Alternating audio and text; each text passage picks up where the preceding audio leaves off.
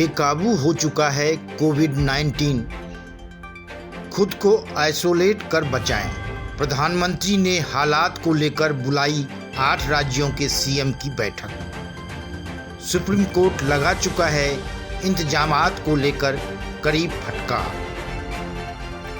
राजधानी में कोरोना से जान गंवाने वालों की संख्या तेजी से बढ़ रही है। दिवाली के बाद से अब तक देश में संक्रमण से हुई लगभग हर 5वीं मौत दिल्ली में हुई। बीते हफ्ते ये हालात रहे दिल्ली के। 15 नवंबर को 95 मरीजों की मौत हुई, 16 नवंबर को 99 मरीजों की मौत हुई, 17 नवंबर को 99 मरीजों की मौत हुई, 18 नवंबर को 131 मरीजों की मौत हुई, 19 नवंबर को 98 मरीजों की मौत हुई, 20 नवंबर को 118 मरीजों की मौत हुई, 21 नवंबर को 111 मरीजों की मौत हुई, 22 नवंबर को 121 मरीजों की मौत हुई, 23 नवंबर को भी 125 के आसपास मरने की खबर आ रही है। सरकार व प्रशासन भले ही स्वीकार नहीं करे, लेकिन हकीकत यही है कि कोविड-19 अपने देश में बेकाबू हो चला है। संक्रमण रेट बढ़ चुका है और ऐसे में आपके पास सबसे बेहतर उपाय यही बचा है कि आप खुद को जितना हो सके आइसोलेट कर लें। दूसरे शब्दों में कहें तो इंतजामात को लेकर सरकार भले ही कितना ही दावा कर रही हो, लेकिन उस पर ध्यान दिए बगैर खुद अपने परिवार की सुरक्षा करने में जुट जाए। आंकड़ों पर बहुत ध्यान देने की जरूरत नहीं है, बल्कि अगर यह कहूँ कि आंकड़े मैनिपुलेट भी किए जा रहे हैं तो गलत नहीं होगा। मिसाल के तौर पर कुछ दिन पहले संक्रमण कम होने की बात स्वास्थ्य मंत्रालय की तरफ से कही जा रही थी, लेकिन उस दौरान के टेस्टिंग के आंकड़े पर गौर किया गया तो पता चला कि कम टेस्टिंग ही हुए हैं। गत रविवार 22 नवंबर को 8.49 लाख टेस्ट किए गए।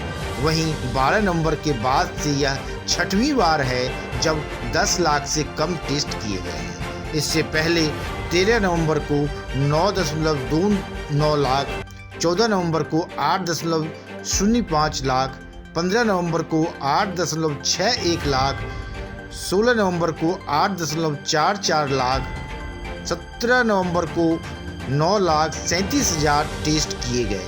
ये आंकड़े covid19india.org से लिए गए हैं।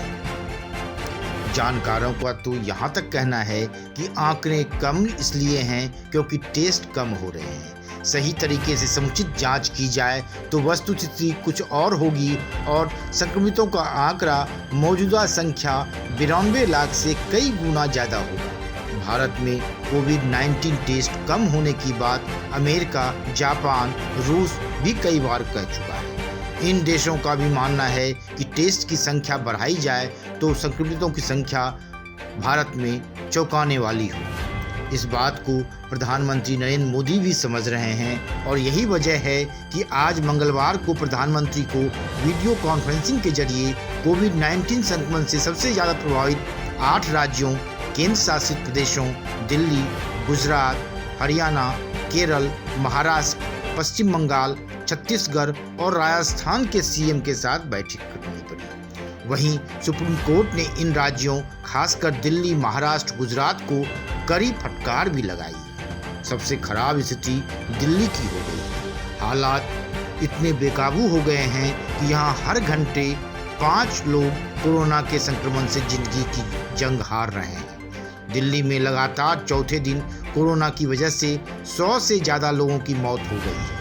पिछले 24 घंटे में राजधानी में 121 मरीजों ने दम तोड़ दिया, जबकि इसी दौरान 4,454 नए कोरोना मरीज दर्ज किए गए हैं। वहीं 24 घंटे में कोरोना को मात देने वाले लोगों की तादाद 7,000 से ज़्यादा है। राज्य में कोरोना के कुल मरीजों की संख्या बढ़कर 5,34,317 हो गई है।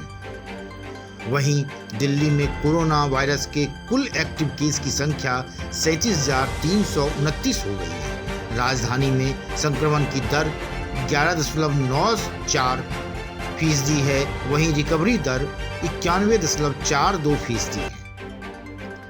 स्वास्थ्य विभाग के आंकड़ों के मुताबिक देश में 15 से 21 नवंबर तक एक सप्ताह में कुल 3,588 कोरोना पीड़ितों की मौत हुई है।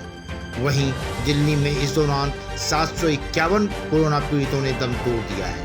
इस हिसाब से देखें तो पिछले एक सप्ताह में देश में हुई 21% मौत अकेले दिल्ली में हुई है। दिल्ली में शुरू से लेकर अब तक कोरोना की मृत्यु दर 1.59% है, जबकि पिछले एक सप्ताह में यह 1.83% रही है। दिल्ली में बेलगाम होते कोविड-19 संक्रमण व इससे निपटने के उपायों पर सुप्रीम कोर्ट ने दिल्ली सरकार को कड़ी फटकार लगाई है। कोर्ट ने केजरीवाल से पूछा है कि दिल्ली में कोरोना आउट ऑफ कंट्रोल क्यों है और कोविड मैनेजमेंट का सिस्टम दिल्ली में क्यों फेल हो रहा है। अभी के हालात को देखते हुए कोर्ट ने आशंका जताई है कि दिसंबर में स्थिति और भी गंभीर हो सकती है। सुप्रीम कोर्ट ने सभी राज्य सरकारों को 3 दिन में स्टेटस रिपोर्ट दाखिल करने को कहा है। शुक्रवार को इस मामले में अगली सुनवाई होगी।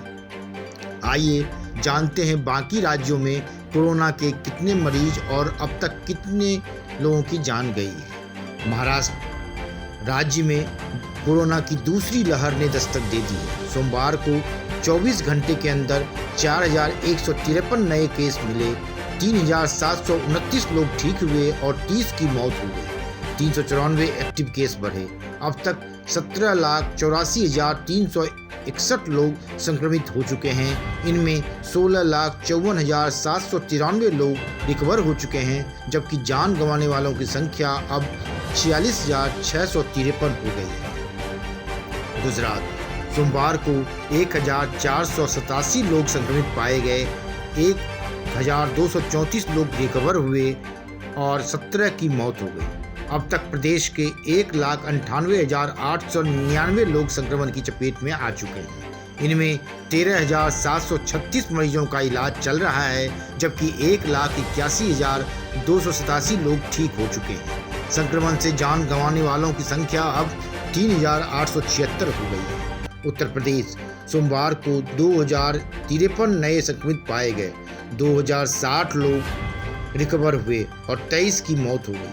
अब तक 5,28,833 लोग संक्रमित हो चुके हैं।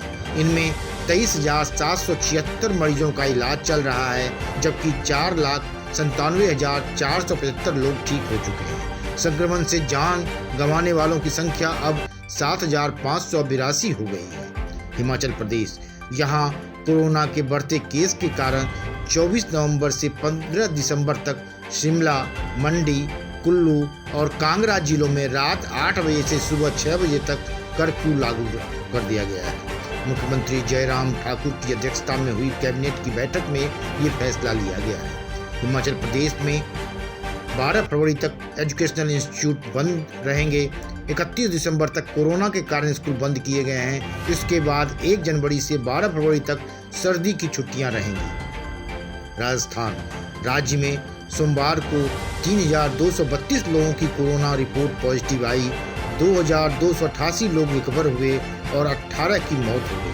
अब तक 2,47,168 लोग संक्रमण की चपेट में आ चुके हैं। इनमें 24,116 मरीजों का इलाज चल रहा है, जबकि 2,20,871 लोग ठीक हो चुके हैं। 2,181 मरीजों की अब तक मौत राजस्थान में हो चुकी है।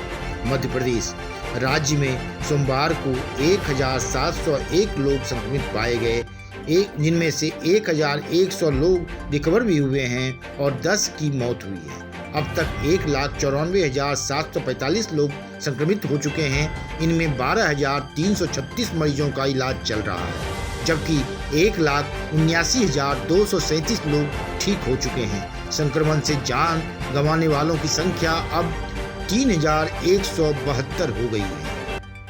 ब्यूरो रिपोर्ट, वनडे मैट्रम्स।